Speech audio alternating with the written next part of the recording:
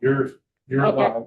Yeah. Okay, welcome, folks. This is House Corrections and Institutions. It's our 1 o'clock meeting, and we're starting a little late. It's January 9th, and we are here with Scott Moore from our Joint Fiscal Office. Why don't you come on up, Scott? I just handed out our spreadsheet. This is the spreadsheet for the capital budget that we put in place last year. Scott will go over the columns and go over the structure of this. I also passed out the actual bill, capital bill. This is the bill that we put together and the final version from the House and Senate. This is now session law. It is not in the green books. It is law, but it is session law. We'll have some folks explain that difference down the road. It's law, but it's not in the green book, so it's not statute. And we'll go through the structure of all of this when we start doing words that on the page and how you put together a bill and what the language means and all of that. We'll go through that. Connor. I know we won't get the budget till like the 28th with the address and all that, but Yeah. beforehand, will we have a sense of how many bonded dollars we're working with from the We do right treasurer? now. Oh, we do right Yeah, now? We Okay. do right now. We're having the treasurer in hopefully next week. Right now for FY 26 and 27, we have 100 million. It's 50 million each year.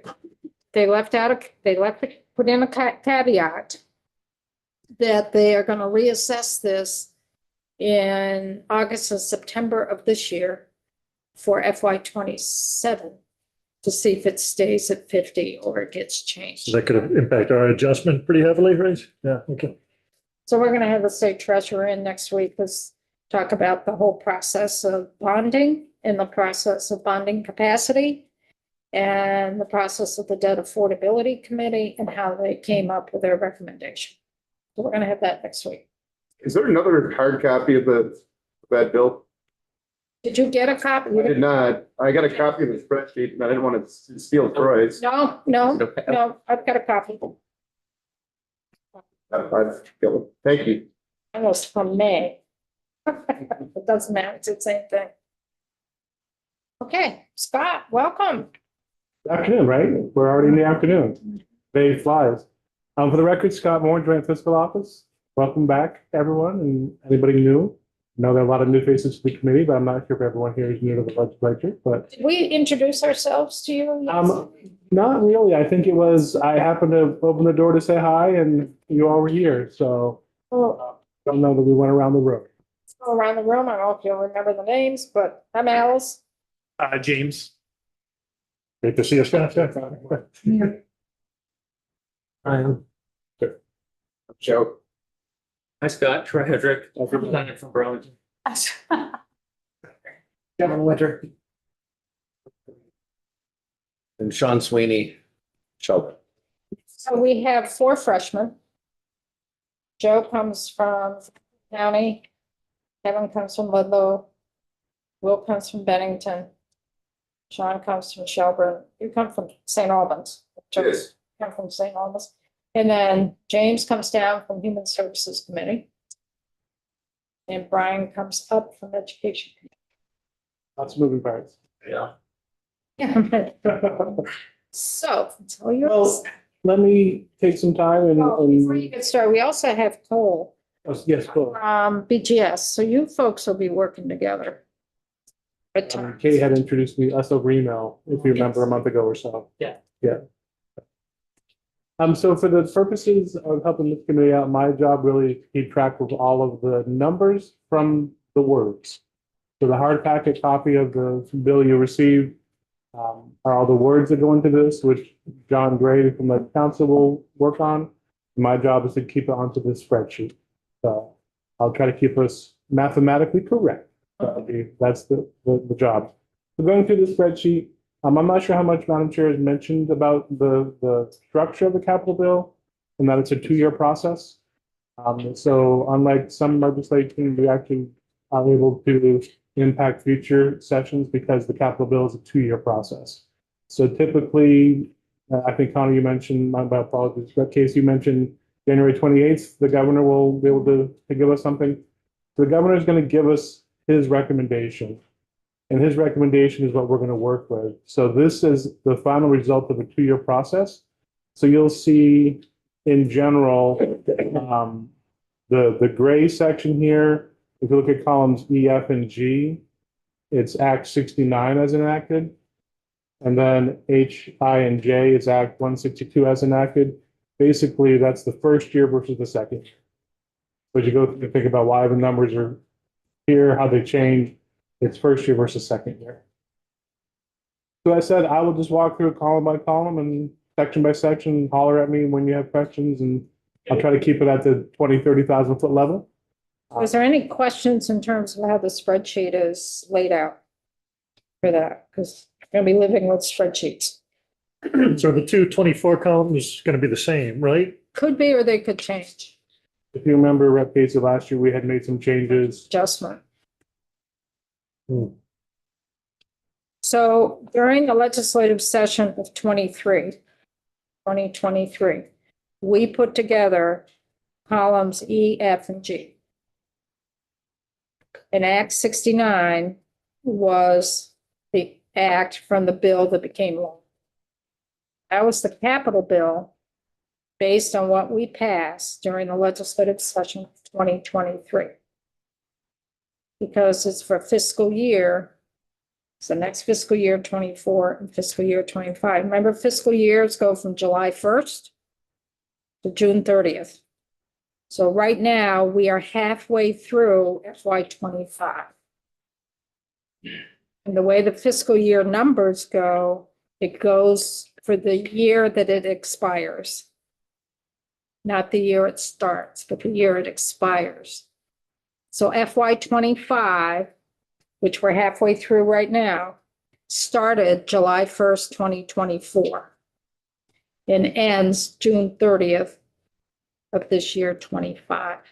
So FY 26 that we'll start working on with the new budget begins July 1st of this year and will end June 30th next year, 2026. And then FY 27 will start July 1st, 2026 and end June 30th, 2027. So whenever someone in this building, you're going to hear a lot more conversations that deal with fiscal year than calendar year. It's always going to be FYs.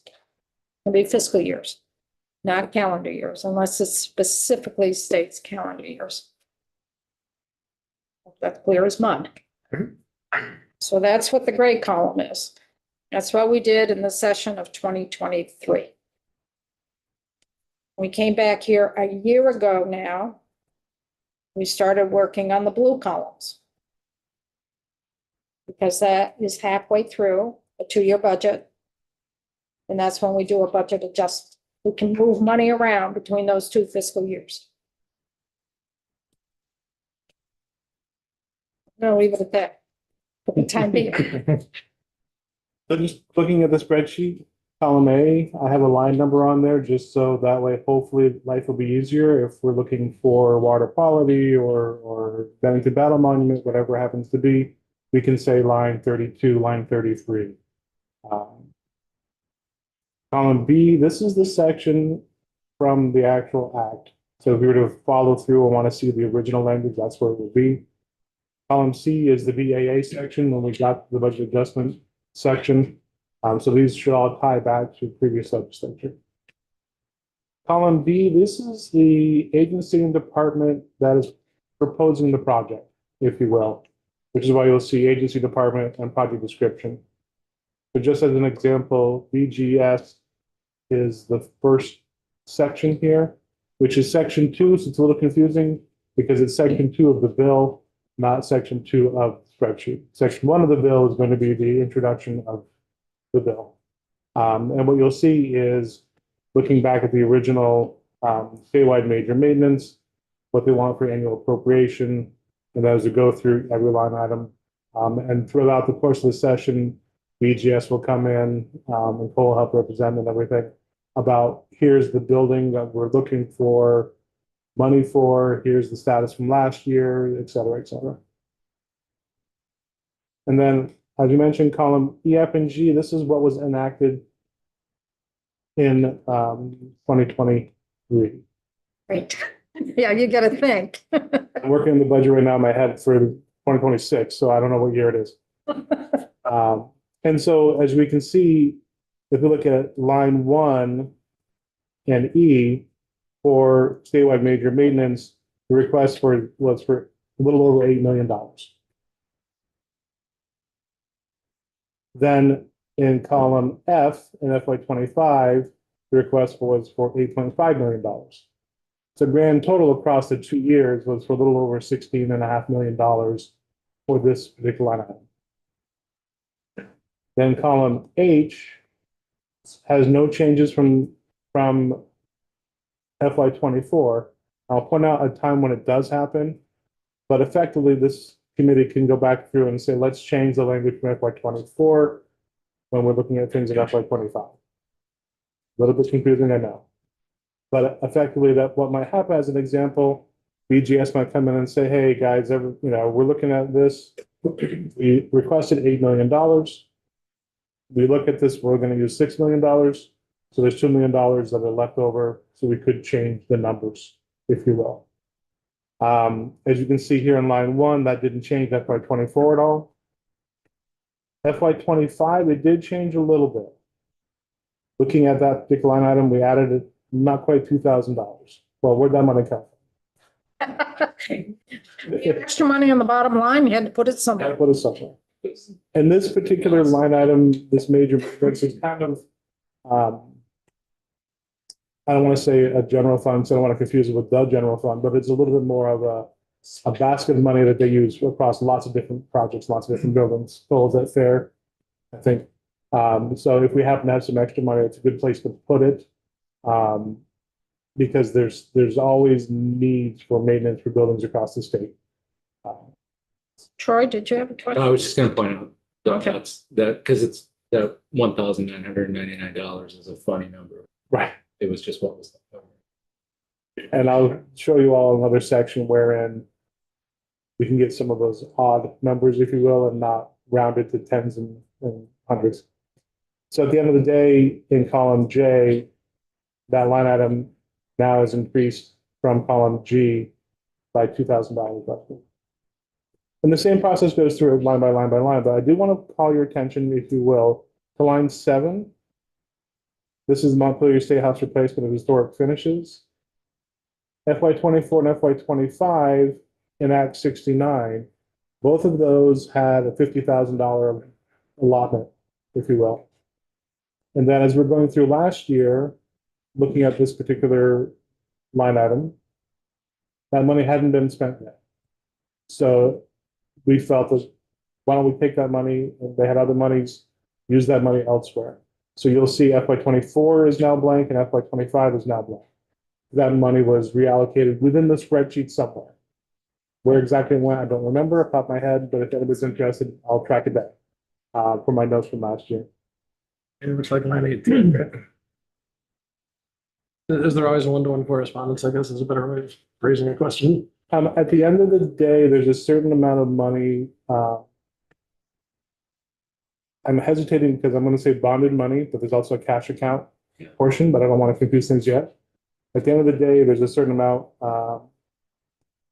If you can see, it's nothing titled in it. Question, Brian, I didn't hear To begin with, I was just looking at the $100,000 in line 18, column I, and wondered if that's where the $100,000 it went. necessarily. And then the general question was, is there always this one-to-one correspondence? Yeah. And that's what I'm hearing. Yeah, no. No. I got to, Well, actually, there's some fairly notable variations. at the end of the day, as just an example, using Madam Chair earlier, say we have $50 million for the capital bill. At the end of the day, we should get to the $50 million. And that might require we moved $1 million from here to there or vice versa. And part of that will be, for instance, the Bennington Battle Monument needs more repairs this year. Winter was hard, flooding wiped it out, whatever it happens to be. I don't know. I'm just making that up as an example. So then, well, maybe we happen to have $50,000 from here that we could move over there because that other line didn't need it as much.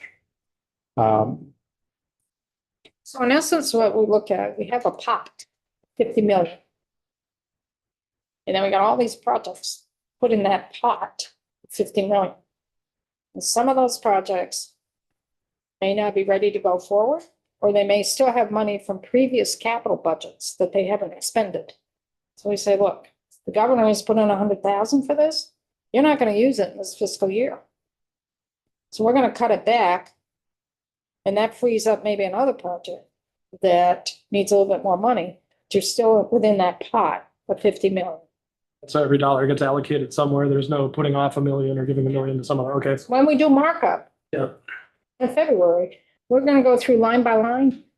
Going to go back to your notes we're taking during testimony to find out the flow of the dollars that they're requesting. And then you'll say, well, you know, maybe here in 133 State Street, let's go down to line 9. Maybe with renovations for our legislative IT common space, you know, maybe that's not going to go as quickly as we thought. Let's cut them back a little bit. Or on the other hand, maybe they're going to need more money. So instead of the 200,000, we could pencil in 250 or 300,000. And you go through that for each line item, and then you see where you are at the bottom total. And sometimes you're within that 50 million, sometimes you're over, sometimes you're under. But that's the first time when you go through markup. You're going to go through the spreadsheet at least 5 times before we figure out the final dollar amounts. But you got that box to work in. That's a real simple way of saying it because the box changes. So as a little bit of an aside, what you're looking at here is the final result from the past 2 years. But what will happen effectively is the governor recommends will come in, it'll be a spreadsheet kind of like this, but it'll be just one column of the governor's recommendations. And then we'll put together our recommendations from this committee and we'll have another set of columns. And then we'll go to the Senate and we'll have another set of columns for what the Senate recommends. Then we'll have another set of columns for the final. So eventually this will get busier. Right now it just has 2 sections from the 2 different years. And then as we go, section 2 happens to be buildings and general services. Section 3 is agency of human resources. Human services. And again, it just kind of repeats that process. And if you were to look line by line, you can see different things. Changing as the case might be. I didn't have any other great examples to show you. Sometimes things didn't change at all. Looking at section 5, I believe that section pretty much stayed exactly the same every single line item. So forward, you might find that happening where everybody agrees this is the sections and there's no need to change anything. Then going to the next page here, I'm trying to find another good example of something that's more exciting, if you will. If we turn to, I don't have the page numbers marked, but line 79. Section 10. Section 10. This is one, it's a little confusing. The clean water section. It does get a little confusing, but this is a good example of in 2023, the final result for Act 69 basically said, we're going to spend almost $10 million in FY24, and we're going to just put $6 million in a bucket in FY25. And last year in FY24, when we're coming back, we said, let's take that $6 million and now divvy it up amongst different projects that we'd already done for FY24. So it's a little bit confusing, but basically in my apologies, in the 2023 session, working on the 2024 budget, we earmarked $6 million for the 2025 budget. Then in 2024, working on the 2025 budget, we took that $6 million and divvied it up. And we did. Here's mine. And the reason we do that, now that gets into a little bit of, we have a board that's called the Clean Water Fund Board. And they make recommendations to the General Assembly, both the appropriations bill and the capital bill, where money that is for the Clean Water Fund. Clean Water Fund is established to meet our TMDL with Lake Champlain in Lake Memphremagog. We have certain, certain steps, certain qualifications that we have to meet, earmarks or what, I can't even think of the word, but we have to meet some certain structures within TMDL. And it's paid for by both the general fund, budgeting, and there's a section that's paid for the capital bill. So the Clean Water Fund Board usually around November, December, makes a recommendation on what projects should be covered with those dollars. So we always put money aside. So when we get the budget from the governor, we will have projects listed for FY26 for the clean water section. For FY27, we'll have a lump sum at the bottom because we don't know yet what the Clean Water Fund Board will recommend for projects to be funded with a capital bill and what those dollar amounts will be within. Usually the bucket's anywhere from 6 million to 10 million. So that's why when you look on E and F, we allocated 9 million, so 9.8 million in FY24 based on the recommendations from the Clean Water Fund Board. In FY25, we just put aside that 6 million, knowing when we came back the next session, Clean Water Fund Board would make recommendations on how to split up that $6 million. So Brian, you had a question? If you said I didn't hear, what is TMDL? Is my- Total daily maximum load for phosphorus. Okay, thank you. We work with the EPA. Work with the EPA on this. It's an agreement that the state's worked up with the EPA. Is it 10 years now? Has it been close to 10 years? Mary, yeah, it's like 16, 17. 2016, 2017. And we have a commitment to meet certain grades of decreasing our amount of phosphorus going into Lake Champlain, Lake Memphremagog. And we have to meet those. Do we? It's getting tougher because we've got some real issues with CSOs, sewer overflows, going to the lake and farms. Kevin. Because Champlain borders both Vermont, New York, They're involved too, coordinated somehow, there are conflicts. in Quebec. And Quebec, yes, Yeah, of course. yeah, it's all coordinated. So we have certain earmarks that we have to meet for Vermont. And we've committed, I forgot how many millions a year we committed as a state to put in for phosphorus removal. Is it 50 million or something? It started out at 50 million. I don't know if it still is, because we did 25 million once in this bill, 24, 25 million. This bill. So this was an agreement we put in with EPA good 10 years ago. And we're meeting our commitment. with that, Are they meeting theirs? as far as I know. Connor? Just like as we get to like section, no, I think 9 and 10 a little bit. I thought like procedurally, didn't we work on a template? Was that you, Troy, or Gina? It gets chaotic, like when they come in with some information and we have to be detectives at the end. And we kind of split it up and hunt it down. So I remember last session, we really focused on, okay. Dams. Well, dams is a big one. Forests and Yeah, yeah. parks. But it was like, give us all the information we need to make an intelligent decision on the front end rather than hunt it Are down. you saying that the Did we requests use it? were kind of You haven't? Okay. innocuous? You couldn't really. But that was for. It depends on who you get and, Oh, okay. you know, with some of these projects, you can go back years.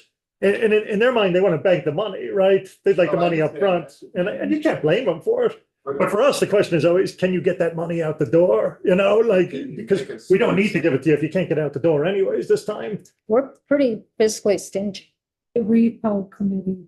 Yeah, we'll get into Mm. that one. But I thought we had a template that we were going to give all these departments.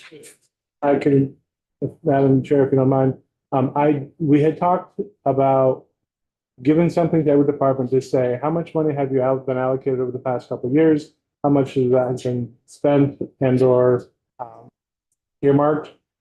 What's left? And then that way we can have a number to say, oh, we've given you $30 billion of the past 2 years, you've only spent $3.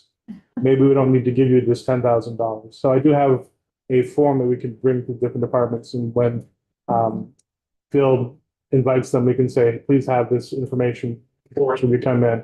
And BGS does a great job of doing that. They'll come in and they'll say, we were allocated $10 million in 2022, and we spent 9 million, we have 1 million left, and then we have another 10 million in 2023. I Yeah, have a nice form. So I have a questionnaire, if you will, that we can get to that. and it's amazing how quickly somebody shows up at that door once we've said, we're taking this money back. This works. This is funding on. Or sometimes we're just talking about it, right? And magic eye. It'd show up in seconds. We control first. Governor proposes, the legislature disposes. We control the purse. The legislature controls the purse. And, you know, contrary to what many people think, I think this committee, I don't want to say we're stingy, but we really are very careful where our dollars go. And Fiscally responsible. yeah, and you have to be very careful. Also, you can't bank bonded dollars. There's federal regulations for that. It's called arbitrage.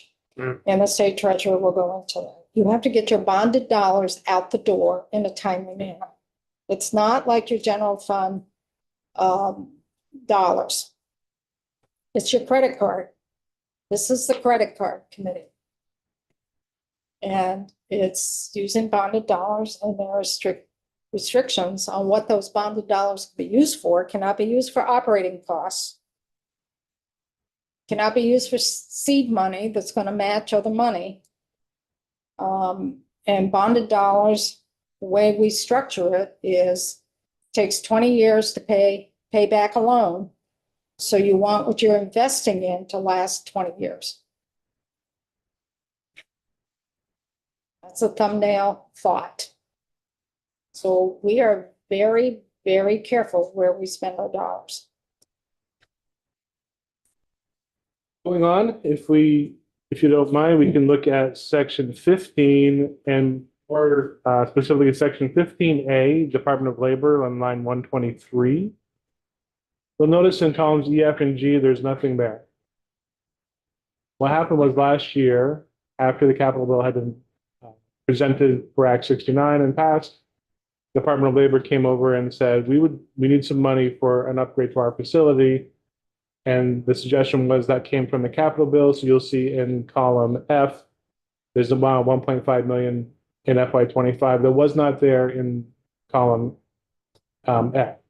It is now in column I. I apologize, I think I misspoke, but column I, you see 1.5 million, column F, there's nothing. So that could happen as well as you go through this process. So the very last line here on this page, on line 132, the total capital projects.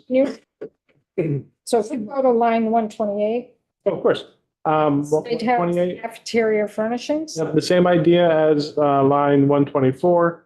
Last year, the Sergeant of Arms came to the committee and asked for some money for the State House capital furnishings for the cafeteria to replace things that were lost during the flood. Chairs. As chairs, yep. And asked the committee for that $100,000. So the same idea that was not there. We didn't know that we're going to lose them in the flood in 2023. The new chairs in the cafeteria for the returning members. Came from here.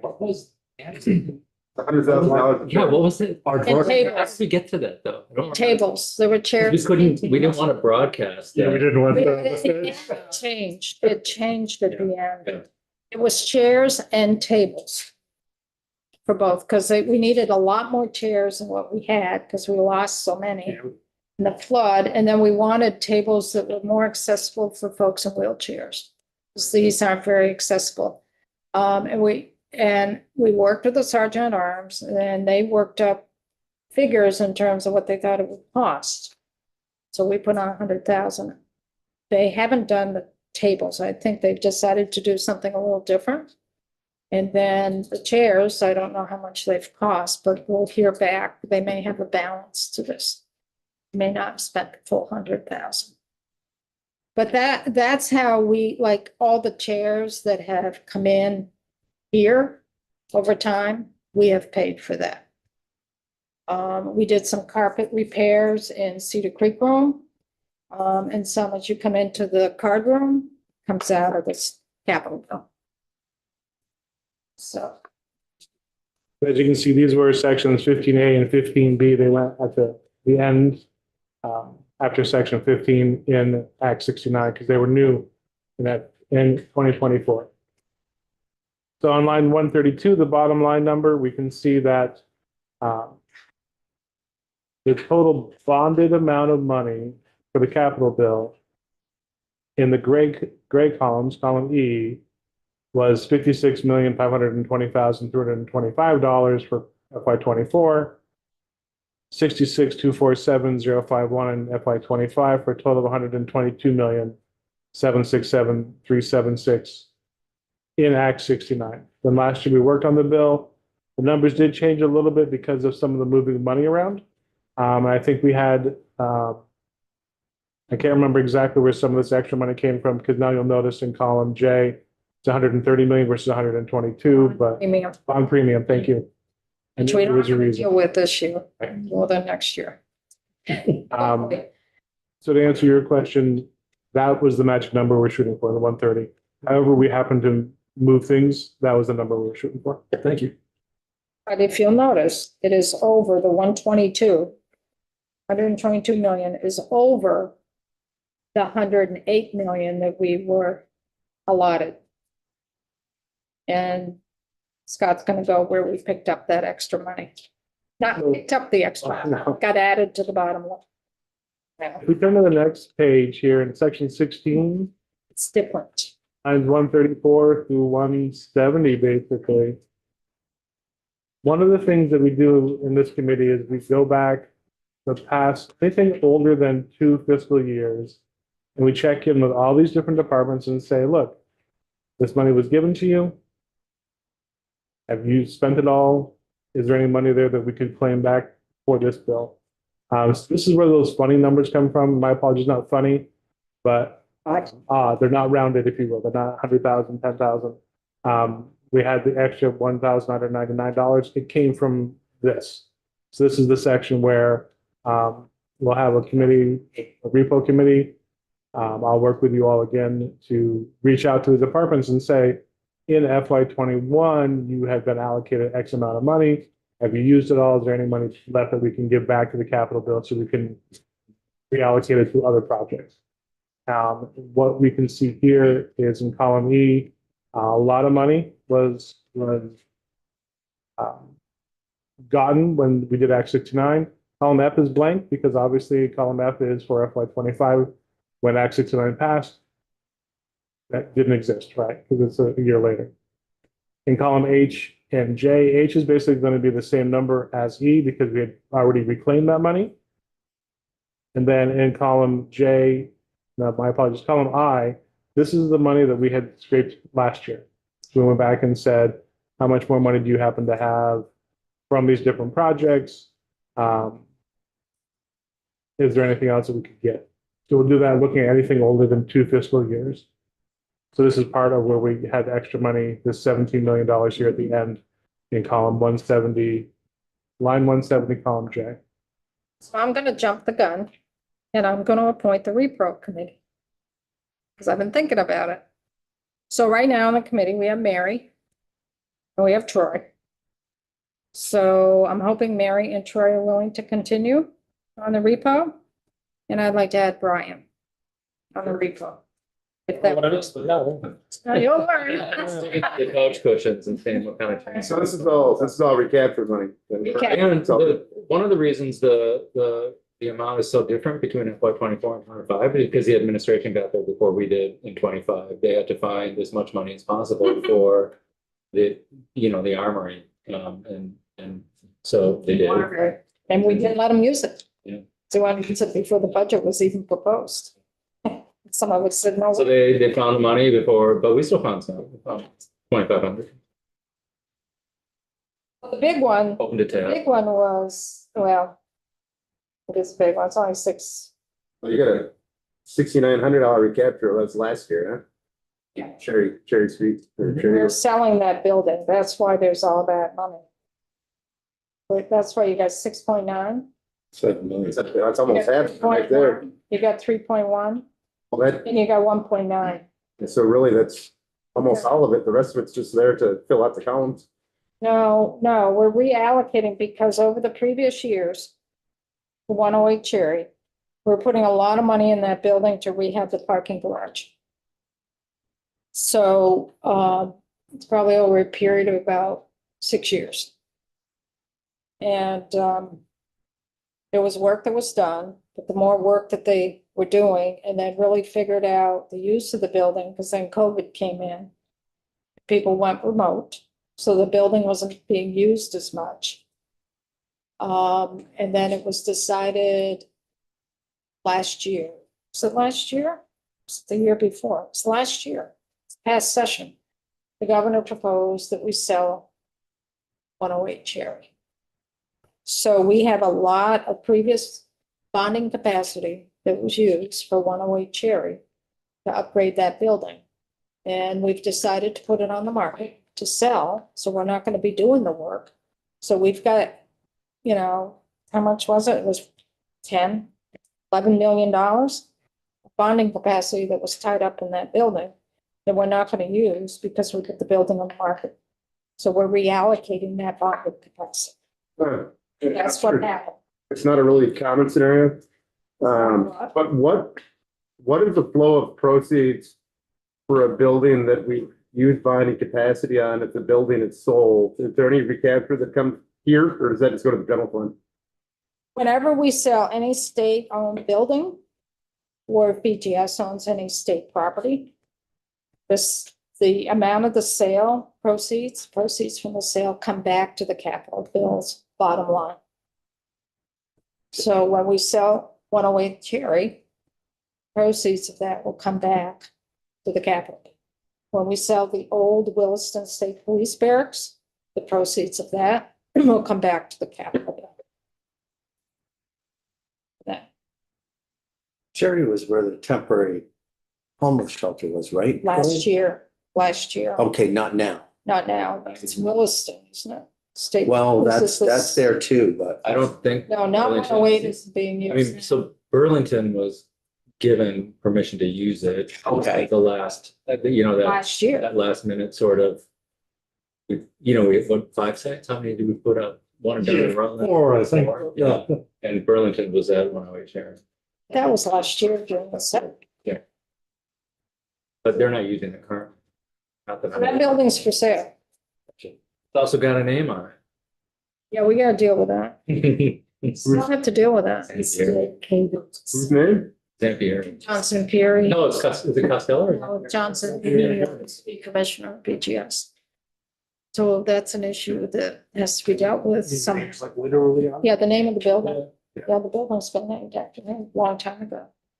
This is the first time we've actually sold the building that has been named as a state name on.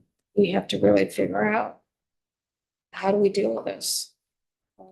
What other building do we? One way to deal with it would be with an easement, and leave the name there, but I don't know if that's an option. Buildings, yeah, The building no longer exists. building could be torn down.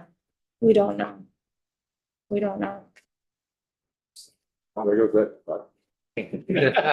Good idea, though. It's brainstorm, we're brainstorming here. Yeah, you're right. No ideas about it. But some aren't feasible like that. So let's flip the page and get more confused. Yeah.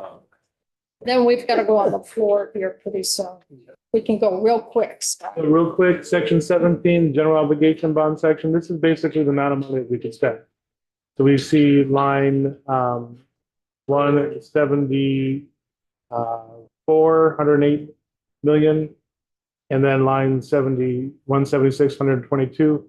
The extra 14 million there in column E, row 176, that extra 14 million came from the previous page, if you remember that 14 million. So now that's what we got to the 122. So basically what we're saying here is This is how we got to the 122 million that you saw ahead on the other pages. That is all the bonding capacity. The capital bill also has a cash component. The cash component's a little bit different of a beast in that it is dollars allocated from various sources. Talking quickly so we don't get too confused because it could be another hour conversation about the cash fund.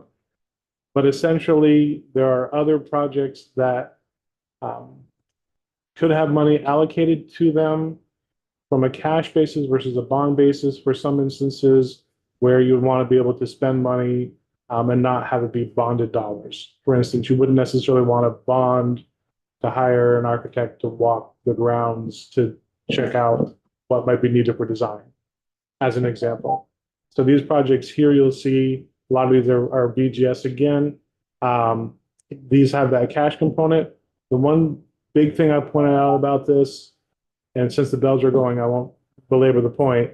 Sometimes these projects in the cash fund are the same projects up above. So the project up above on the spreadsheet might have a bonded section and a cash component. So you might say, oh, this project only has $1 million, but there's $10 million in the cash. So it really has $11 million. It's one to think about as you go through and make deliberations on the capital bill. So for Phil, I think it would be good to schedule some time with joint fiscal for you folks to talk about the cash fund and the structure of that. Emily Byrne knows this a little bit better than I, and I have another application, so she might come in and I'll have Emily come in and Can work. and everything. You can work with Phil and figure that out, and you can schedule that quickly, so Thank you. There'll be another hour discussion on that. probably 45 minutes. Yeah.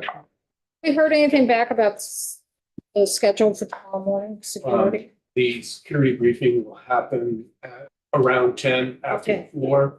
Okay. And they've requested that be offline on the live stream because they're going to do some active shooter training. Okay. Don't want to deliver that. Okay. Is that okay with you? So, we can come back after everything today, maybe 3:30. Just so I can touch base with you folks while this is fresh in everyone's mind, just if you have questions. So I know Intriguing document. you're gonna be living, Talk for days, just explain it. we're gonna be living, we're coming. We're gonna be living with it, wait. Hey, Chad, did we put the prevailing wage thing for the cash fund? They came up at the end of the session? I think it did get, Did it get fixed? I think it did somewhere.